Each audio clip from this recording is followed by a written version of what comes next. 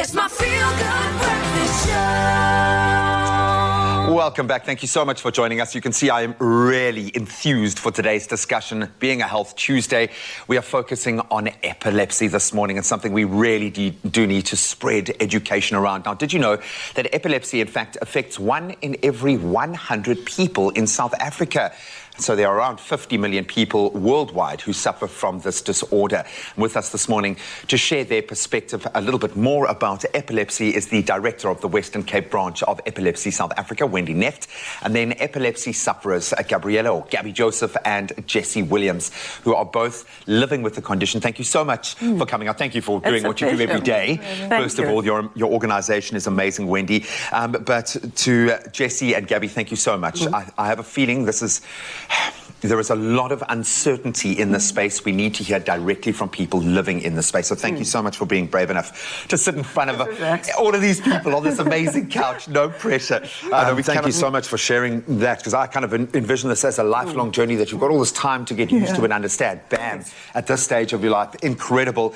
Gabriella, give us a beautiful smile, because I want you to please think about something. We're going to chat to you in just a moment. But you've written a book to help other people move through this journey of life. So I'm going to get into the motivation as to why you feel it's so necessary to share your experiences in just a moment. But we'd love to hear from you guys at home. If you do have experience with epilepsy, maybe a family member or you yourself living with it right now, how do you cope? What are the important things for family members, colleagues and friends to know? 063-408-8863. Our wonderful panel's not going anywhere. I suggest you don't move a muscle either. Discussion around epilepsy. Did you know that 75% of people with epilepsy will experience their first seizure before the age of 20. Wow, let that sink in. We are continuing our all-important discussion this morning on epilepsy with Director of Western Cape branch of Epilepsy South Africa, Wendy Neft, and then epilepsy sufferers, Gabriella Joseph and Jessie Williams.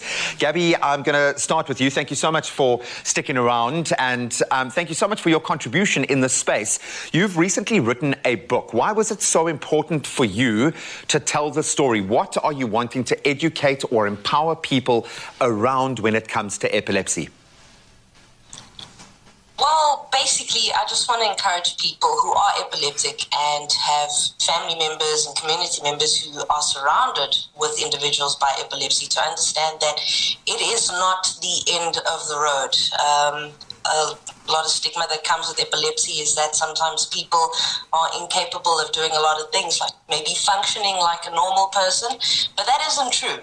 And with this book, I'd just like to get the message out there that maybe saying no to every situation, whether it's epilepsy or any other health condition, maybe not always the best answer.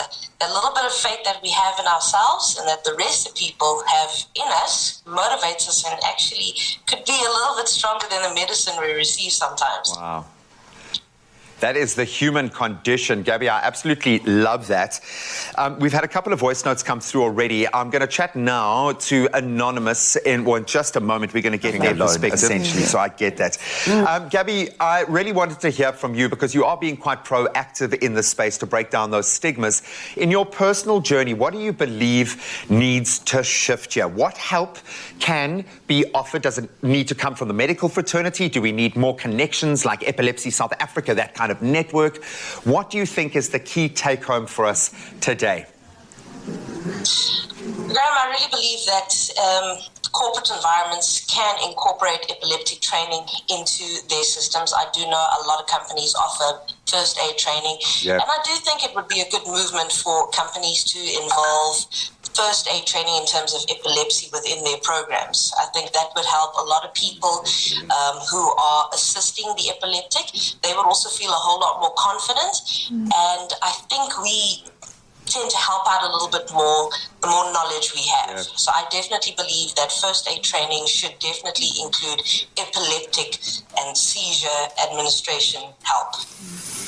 I absolutely get that, and I think it's a dual kind of battle here of breaking down that stigma, but just people being empowered. And it didn't take a lot to be able to help in a critical situation like that. But I think for me, the most important thing is that lack of judgment. When that person comes through from a seizure, they must be in a safe place. So let's create safe places wherever we go. And if you're a custodian of any sort of environment, it means you have a responsibility to train the people living and working in that space to be able to do exactly what Wendy showed us.